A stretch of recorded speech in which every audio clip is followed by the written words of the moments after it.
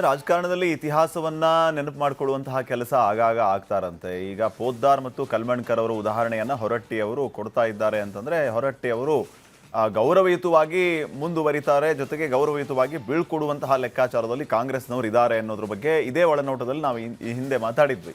ಪರಿಷತ್ನಲ್ಲಿ ಕಾಂಗ್ರೆಸ್ಗೆ ಸದ್ಯಕ್ಕೆ ಸ್ಪಷ್ಟವಾದಂತಹ ಸಂಖ್ಯಾಬಲ ಇದೆ. ಸೊ ಹೊರಟ್ಟಿ ಕುರ್ಚಿಯನ್ನ ಈ ಸಂಪ್ರದಾಯದ ಬಲ ಉಳಿಸುತ್ತಾ ಅನ್ನುವಂತಹ ಪ್ರಶ್ನೆ ಇದೆ. ಏನದು ಸಂಪ್ರದಾಯದ ಬಲ ಅನ್ನೋದ್ರ ಬಗ್ಗೆ ನೀವು ಈಗಾಗಲೇ ವರದಿಯಲ್ಲಿ ನೋಡ್ತಾ ಇದ್ದೀರಿ. ಇನ್ನಷ್ಟು ಡೀಟೇಲ್ಸ್ ಅನ್ನು ನಾವು ಕೊಡ್ತಾ ಹೋಗ್ತೀವಿ. ಸಭಾಪತಿ ಹುದ್ದೆಯ ಮೇಲೆ ಕೈಪಡೆ ಕಣ್ಣಿಟ್ಟಿದೆ. ಹೊರಟ್ಟಿ ಅವ್ರನ್ನ ಇಳಿಸೋದಕ್ಕೆ ಸರ್ಕಾರದ ಒತ್ತಡದ ನಡೆ ಕೂಡ ಜೋರಾಗ್ತಾ ಇದೆ ಅಂತ, ಮುಖ್ಯಮಂತ್ರಿಗಳ ಮೇಲೆ ಒತ್ತಡ ಹಾಕೋದು. ಆದರೆ ರಾಜಕೀಯ ಮೇಲಾಟದಲ್ಲಿ ಹೊರಟ್ಟಿ ಅವರಿಗೆ ಸಿದ್ದರಾಮಯ್ಯ ಅವರು ಬೆಂಬಲ ಇದೆ ಮೊದಲಿನಿಂದಾನು. ಹೊರಟ್ಟಿ ಕುರ್ಚಿಯನ್ನ ಸೆಕ್ಯುಲರ್ ಸಿದ್ಧಾಂತ ಉಳಿಸುತ್ತಾ ಅಥವಾ ಆ ಸೆಕ್ಯುಲರ್ ಸಿದ್ಧಾಂತದ ಬಲ ಉಳಿಸುತ್ತಾ ಅನ್ನುವಂಥ ಪ್ರಶ್ನೆ ಇದೆ. ಸದ್ಯ ಹೈಕಮಾಂಡ್ ತಲುಪಿದೆ ಪರಿಷತ್ತಿನ ಕದನ ಕುರ್ಚಿ ಭವಿಷ್ಯ ಏನಾಗುತ್ತೆ ನೋಡೋಣ. ಇದರ ಜೊತೆಗೆ ದೆಹಲಿಯ ತೀರ್ಮಾನ ಈ ಕುರ್ಚಿ ಭವಿಷ್ಯವನ್ನು ನಿರ್ಧಾರ ಮಾಡಲಿಕ್ಕಿದೆ. ವೀರೇಂದ್ರ, ನಾನು ನೇರವಾಗಿ ವಿಷಯಕ್ಕೆ ಬಂದ್ಬಿಡ್ತೀನಿ. ಈಗ ಹೊರಟ್ಟಿ ಅವರು ಈ ಹಿಂದಿನ ಕೆಲವು ವಿಚಾರಗಳ ಬಗ್ಗೆ ತಿಳಿಸ್ತಾ ಇದ್ದಾರೆ. ಕಾಂಗ್ರೆಸ್ಗೆ ಮೆಜಾರಿಟಿ ಇದ್ದಾಗ ಕಾಂಗ್ರೆಸ್ನ ಸದಸ್ಯರು ಈ ಒತ್ತಡ ಹಾಕೋದು ಸಹಜ. ಈ ಹಿಂದೆಯೂ ಕೂಡ ನನಗನ್ಸ ಮಟ್ಟಿಗೆ ಬೆಳಗಾವಿಯಲ್ಲಿ ಇದ್ರ ಬಗ್ಗೆ ಭಾರಿ ಜೋರಾಗಿ ನಡೆದಿತ್ತು. ಆದ್ರೆ ಕಾರಣಾಂತರಗಳಿಂದ ಅದು ಅಲ್ಲಿಗೆ ಸ್ಟಾಪ್ ಆಯಿತು. ಈಗ ಹೊರಟ್ಟಿ ಅವರನ್ನ ಗೌರವಯುತವಾಗಿ ಬೀಳ್ಕೊಡೋದರ ವಿಚಾರಕ್ಕೆ ಸಂಬಂಧಪಟ್ಟಂತೆ ನಾವೇ ಒಳನೋಟದಲ್ಲಿ ಮಾತಾಡಿದ್ದೀವಿ. ಈಗ ಹಳೆಯ ವಿಚಾರಗಳ ಬಗ್ಗೆ ಚರ್ಚೆ ಆಗ್ತಾ ಇದೆ. ಒಬ್ಬ ಸೀನಿಯರ್ ಲೀಡರ್ ಅವರನ್ನ ಈ ರೀತಿ ಅವಿಶ್ವಾಸ ಗೊತ್ತುವಳಿ ಮಾಡಿ ಕಳಿಸೋದು ಯಾಕೋ ಸರಿ ಅನ್ಸಲ್ಲ. ಗೌರವಯುತವಾಗಿ ಬೀಳ್ಕೊಡೋಣ ಅನ್ನುವಂಥ ಲೆಕ್ಕಾಚಾರದ ಮಧ್ಯೆ ಈ ಹಿಂದಿನ ಹಿಸ್ಟ್ರಿ ಪಾಠ. ಸೊ ಈಗ ಸದ್ಯಕ್ಕೆ ಏನ್ ನಡೀತಾ ಇದೆ ಕಾಂಗ್ರೆಸ್ನಲ್ಲಿ ಹೊರಟ್ಟಿ ಅವರ ವಿಚಾರವಾಗಿ? ಈಗ ಡಿಲ್ಲಿಗೆ ಹೋಗಿದಾರಲ್ಲ ಪಾಟೀಲ್ರೆ. ಈಗ ಸಿದ್ದರಾಮಯ್ಯವರು, ಡಿ ಕೆ ಶಿವಕುಮಾರ್ ಎಲ್ಲ ಡಿಲ್ಲಿಗೆ ಹೋಗಿದಾರಲ್ಲ, ಬಿ ಕೆ ಹರಿಪ್ರಸಾದ್ ಅವರು ಹೋಗಿದ್ದಾರೆ. ಅಲ್ಲಿ ಈಗ ಪರಿಷತ್ ಚೇರ್ಮನ್ ಯಾರನ್ನ ಅಂದ್ರೆ ಹೊರಟ್ಟಿ ಅವ್ರನ್ನ ಕಂಟಿನ್ಯೂ ಮಾಡಬೇಕಾ ಅಥವಾ ಕಾಂಗ್ರೆಸ್ನಿಂದ MLC ಆದವ್ರನ್ನೊಬ್ಬರನ್ನ ತರಬೇಕಾ ಅನ್ನೋ ವಿಚಾರವಾಗಿ ಈಗ ಎರಡು ಧ್ರುವಗಳಿದೆ ಅಲ್ಲಿ.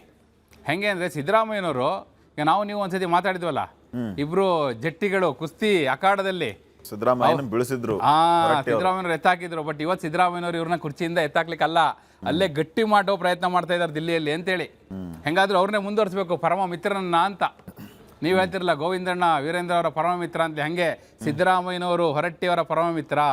ಆ ಪರಮ ಮಿತ್ರನ್ನ ಅಲ್ಲೇ ಗಟ್ಟಿಯಾಗಿ ಕೂರಿಸುವಂತ ಪ್ರಯತ್ನದಲ್ಲಿ ಅವರಿದ್ದಾರೆ ದಿಲ್ಲಿಯಲ್ಲಿ. ಈಗ ಏನ್ ಮಾಡ್ತಿದ್ದಾರೆ ಅಂದ್ರೆ, ಮತ್ತೆ ಹೊರಟ್ಟಿಯವರು ಈಗ ಇತಿಹಾಸ ಹೇಳಿದ್ರಲ್ಲ, ಅದ್ರಲ್ಲಿ ನೋಡಿ ಈ ಈಗ ಅದರಲ್ಲಿ DB ಕಲ್ಮಣ್ಕರ್ ಅಂತಲಿ ಬಂತಲ್ಲ, ದಿಗಂಬರ ರಾವ್ ಬಲವಂತರಾವ್ ಕಲ್ಮಣ್ಕರ್ ಅಂತ ಹೇಳಿ, ಅವರು 6 ವರ್ಷ ಇನ್ಫ್ಯಾಕ್ಟ್ ಸಭಾಪತಿ ಆಗಿರ್ತಾರೆ. ಆ ಉದಾಹರಣೆ ಯಾಕೆ ತುಂಬಾ ರೆಲೆವೆಂಟ್ ಅಂದ್ರೆ, ಅದು ಫಸ್ಟ್ ಕಾಂಗ್ರೆಸ್ ಇದ್ದಾಗಲೇ ಅವರು ಕಾಂಗ್ರೆಸ್ನವರು ಕಲ್ಮಣ್ಕರ್ ಸಭಾಪತಿ ಆಗ್ತಾರೆ. ಅದಾದ್ಮೇಲೆ 5 ವರ್ಷ ಜನತಾದಳದ ಸರ್ಕಾರ ಇರುತ್ತೆ. ಹೊರಟ್ಟಿ ಅವರು ಇದ್ದಿದ್ದಲ್ಲಿ ಅದೇ ಜನತಾದಳದಲ್ಲಿ. ಹಂಗೆ ಜನತಾದಳದಲ್ಲಿ ಇದ್ದಾಗ ಕಾಂಗ್ರೆಸ್ನವ್ರನ್ನ ಸಭಾಪತಿಯಾಗಿ ಮುಂದುವರಿಸಿದ್ರು ಅವತ್ತು. ಇವತ್ತು ಕಾಂಗ್ರೆಸ್ ಅಧಿಕಾರದಲ್ಲಿದೆ. ಇವರು ಮೂಲ ಜನತಾದಳದವರು, ಜಾತ್ಯಾತೀತ ಜನತಾದಳದವರು. ಆ ಜಾತ್ಯಾತೀತ ಸಿದ್ಧಾಂತ ಇದೆಯಲ್ಲ, ಆ ಜಾತ್ಯಾತೀತ ಸಿದ್ಧಾಂತವನ್ನೇ ಮುಂದಿಟ್ಟೀಗ ರಾಹುಲ್ ಗಾಂಧಿ ಅವ್ರ ಮುಂದೆ ಯಾಕೆ ಸೆಕ್ಯುಲರ್ ಫೋರ್ಸ್ನ ಯಾಕೆ ನಾವು ಡಿಸ್ಟರ್ಬ್ ಮಾಡಬೇಕು, ಅವ್ರು ಮುಂದುವರಿಲಿ, ಒಂದು ಐಡಿಯಾಲಜಿಕಲಿ ನಮ್ಮ ಜೊತೆ ಇದ್ದಾರೆ ಅವರು ಅನ್ನುವಂಥ ಪಟ್ಟ ಹಾಕ್ತಾ ಇದ್ದಾರೆ. ಆದರೆ ಡಿ ಕೆ ಶಿವಕುಮಾರ್ ಅವರು ಬಹಿರಂಗವಾಗಿ ಹೇಳ್ಬಿಟ್ಟಿದ್ದಾರೆ ಡೆಲ್ಲಿಯಲ್ಲಿ ಕೂತ್ಕೊಂಡೆ, ಬಹಳ ಗೌರವಯುತವಾಗಿ ನಾನು ಹೊರಟ್ಟಿ ಅವ್ರನ್ನ ಬೀಳ್ಕೊಡ್ಬೇಕು ಅಂತ ಭಾವಿಸಿದ್ದೇನೆ ಅಂತಲೇ ಬಹಿರಂಗ ಹೇಳಿಕೆ ಕೊಟ್ಟಿದ್ದಾರೆ. ಅದಕ್ಕೆ ಇವರು ಇತಿಹಾಸದ ಪಾಠ ಶುರು ಮಾಡಿದ್ದಾರೆ ಪಾಟೀಲ್ರೆ. ಅಲ್ಲಿಗೆ ಏನು ಗೊತ್ತಾ ಪಾಟೀಲ್ರೆ, ಒಂದು ಸಾಲ ಮುಗಿಸ್ಬೇಕು ಅಂದ್ರೆ ಇತಿಹಾಸವೇ ಎಲ್ಲ ಇತಿಹಾಸವನ್ನು ಕೂಡ ಈಗ ಮುಂದಿನ ಇತಿಹಾಸ ನಿರ್ಮಾಣ ಆಗೋದಿದೆಯಲ್ಲ, ಅದನ್ನು ಅದೇ ತೀರ್ಮಾನ ಮಾಡ್ತಾ ಇದೆ ಅಂತೇಳಿ ಪಾಟೀಲ್ರೆ. Okay, thank you Veerendra.